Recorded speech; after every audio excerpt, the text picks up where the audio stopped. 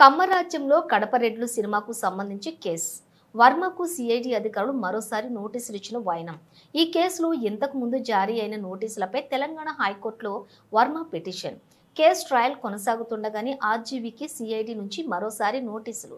వివాదాస్పద దర్శకుడు రామ్ గోపాల్ వర్మకు సిఐడి అధికారులు మరోసారి నోటీసులు పంపారు. 2019లో ఆయన తీసిన కమ్మరాజ్యంలో కడప రెడ్లు మూవీపై అనకాపల్లి, మంగళగిరి, ఒంగోలులో కేసులు నమోదైన సంగతి తెలిసిందే. ఈ కేసులో విచారణకు హాజరు కావాలని ఇవాళ సిఐడి అధికారులు మరోసారి నోటీసులు జారీ చేశారు. అయితే ఈ కేసులో ఇంతకుముందు జారీ అయిన నోటీసులపై ఆయన తెలంగాణ హైకోర్టులో పిటిషన్ వేశారు. ప్రస్తుతం ఈ కేసు న్యాయస్థానంలో విచారణ దశలో ఉండగానే ఆర్జీవీకి సిఐడి నుంచి ఇప్పుడు మరోసారి నోటీసులు అందాయి. ఇక ఈ కేసుకు సంబంధించి వర్మకు గుంటూరు సిఐడి అధికారులు గత నెల 10న నోటీసులు జారీ చేశారు. కానీ ఆయన విచారణకు డుమ్మా కొట్టి తన న్యాయవాదిని సిఐడి ఆఫీస్కు పంపించారు.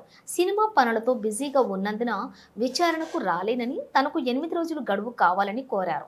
కానీ ఈరోజు వర్మకు సిఐడి అధికారులు మరోసారి నోటీసులు పంపించడం గమనార్హం. వర్మపై అసలు కేసు ఏంటంటే 2019లో కమ్మరాజ్యంలో కడప రెడ్లు పేరుతో ఒక సినిమాను తెరకెక్కించారు. అయితే ఈ చిత్రం టైటిల్పై కొందరు తెలంగాణ హైకోర్టులో పిటిషన్ వేశారు. దీంతో కమ్మరాజ్యంలో కడప బిడ్డలు, అమ్మరాజ్యంలో కడప బిడ్డలు అనే పేరుతో సినిమాను రిలీజ్ చేశారు.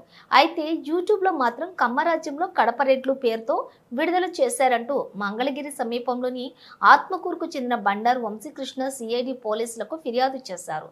సినిమాలోని అభ్యంతరకర సన్నివేశాలను కూడా తొలగించలేదని ఫిర్యాదులలో పేర్కొన్నారు. తమ మనోభావాలు దెబ్బతినేలా సినిమా తీశారని చెప్పారు. దీంతో మంగళగిరిలోని సిఐడి పోలీస్ స్టేషన్లో గత ఏడాది నవంబర్ 29న కేసు నమోదైంది. ఈ క్రమంలోనే ఆర్జీవీకి సిఐడి పోలీసులు నోటీసులు ఇచ్చారు. ఈ కేసులో వర్మ విచారణకు హాజరు కావాల్సి ఉండగా ఆయన డుమ్మా కొట్టి గడువు కోరారు.